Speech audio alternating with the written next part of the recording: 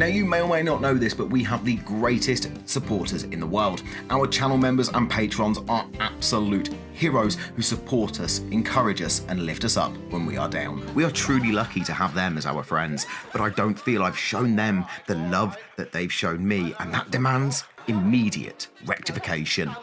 So I'm launching 2 new series inspired by them, dedicated to them. First up, I've decided that I will platinum every channel member and patron's favourite game to enjoy the things that they all love so much. I've started with Turtlebat's game of choice, the highly enjoyable Jedi Survivor. I just popped that platinum and I'm currently making a video on it right now for you all to enjoy. But I also want to spread my wings as a trophy hunter once again. I wish to test myself and embrace new experiences. So I've been asking my incredible supporters to pick genres of games that I haven't got a platinum for just yet.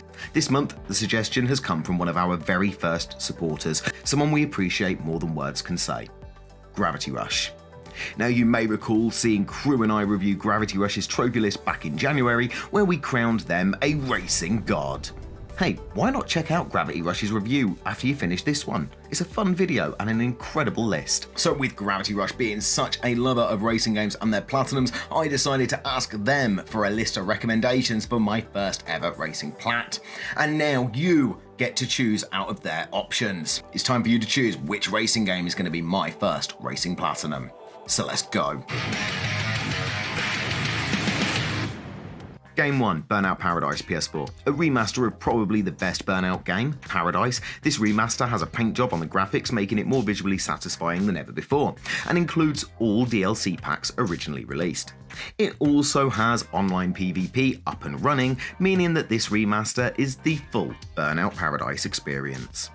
This open world racer offers a great variation in the plethora of environments and activities, giving players plenty of freedom on how they want to play. Casual gamers, that is. For us trophy hunters, we sacrificed freedom in exchange for those digital accolades. The platinum seems relatively short and sweet, with a 15-20 hour estimate from PSNP and Metagame, and both guides agree it's a 3 out of 10 difficulty, with the first objective to be earning your Burnout class license, followed by a string of offline miscellaneous, and finally the online trophies. Burnout Paradise is currently available on EA Play, which I have a subscription for, so can play this right away if you vote for it. Should this modernised remaster of an open world racing classic be my first racing platinum? Game 2, Need for Speed Heat. Need for Speed Heat is a pretty interesting take on street racing, alternating between legal organised racing in the day and illegal underground races at night. As you speed your way through races day and night, you grow your reputation as you work towards becoming the best of the best in Palm City. Heat seems to have been popular with racing lovers due to the engaging day-night cycle and the seemingly endless options in customising your cars. Palm City is hailed as a bright and vibrant environment for Dominic Toretto wannabes to burn rubber. I actually have Need for Speed Heat. I don't know where it came from, either I bought it or it came free with PS Plus, but it is in my digital library, so I can get started on it right away if you want to see if I can handle the heat. Game 3, Hot Shot Racing. Now for a gem of a game that I've never heard of, a common theme in this video. Another reason for me to start earning some of these awesome platinum trophies. Now Hot Shot Racing is on PS Plus Extra, I believe, so another game that I can start immediately. This interesting looking racing game has a vibrant retro aesthetic. Now Hot Shot Racing doesn't seem to have a story mode, but it does have an interesting cops and robbers mode, which I am mega curious about. The trophy guide gives this game a 5 out of 10 difficulty and a 20-hour completion estimate. Do you think I'm enough of a hotshot to earn this platinum? Game 4, Wreckfest. Free as a monthly game ages ago and available on both PS4 and PS5, Wreckfest is our next option, and this one looks like it is insanely fun. Now my favourite car-related game as a kid was the devilishly enjoyable Destruction Derby. In fact, that game left such an impression that I stacked the Ratalaika clone, Concept Destruction, twice. So Wreckfest looks well up my street. During career mode, you have demolition derbies, races, challenges, and multiplayer to complete for that shiny platinum, which is rated at a mere 3 out of 10 with a 25-hour completion estimate. Is Wreckfest the platinum for me? You decide. Game 5, The Art of Rally. Now this delightful looking game is available on PS4 and PS5 again. Unfortunately, I don't own it, so this one can be done when I get the game. The environments and overall style of this game is simply gorgeous. From reading reviews and watching videos on the game, it's clear that this is a true homage to rally car racing and acts as a love letter to the sport.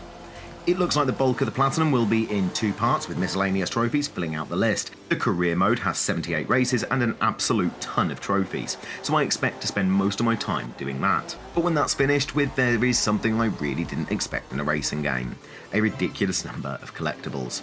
These are broken down into the 5 areas of the game, but all have silver trophies, which makes me think it'll be a bit of a grind to collect them all.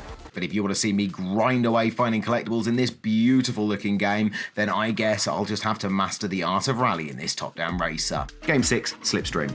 Now this looks perfect for me. A classic Mega Drive era retro racer that reminds me of my childhood, sat in front of the TV with a bottle of fizzy pop and a packet of biscuits as I raged at Micro Machines. Not only does Slipstream have a glorious look, it has an absolute banger of a soundtrack, with a multitude of game modes to enjoy and earn trophies in, such as Grand Tour, a road trip through various landscapes with branching paths and rivals such as Cannonball, Grand Prix, Single Race, Time Trial, and even a Battle Royale. Slipstream is a 3 out of 10 10-hour platinum trophy that I think I could easily slip into my trophy cabinet if you choose it.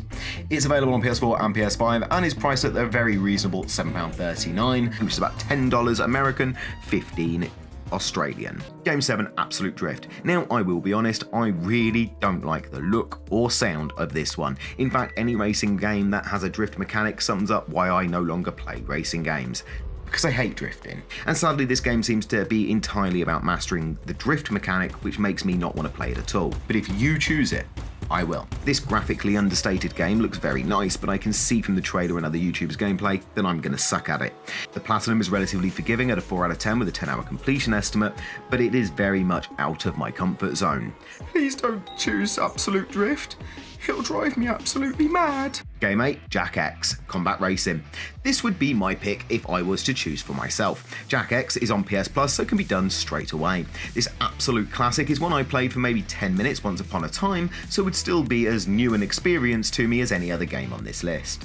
A 15-hour platinum with a 4 out of 10 difficulty, Combat Racing wants you to complete adventure mode, find and use all precursor orbs, and has a handful of miscellaneous trophies to add to the mix. Don't think I need to talk any more about this game, as we all know and love Jak and Daxter, but if you want to see me platinum both my first racing game and my first Jak and Daxter game in one go, vote for Combat Racing. Game 9, Gran Turismo 6.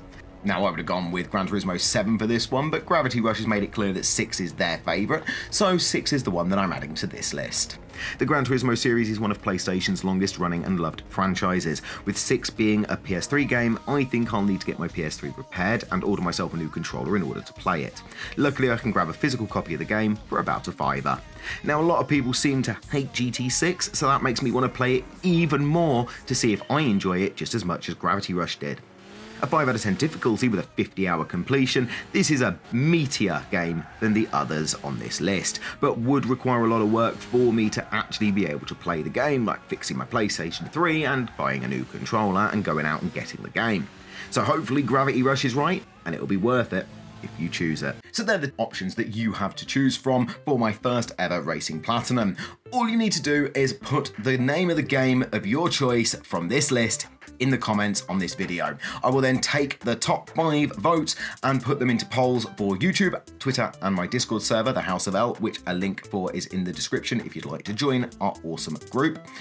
And then I will go with the one that gets the most overall votes. Be good to each other.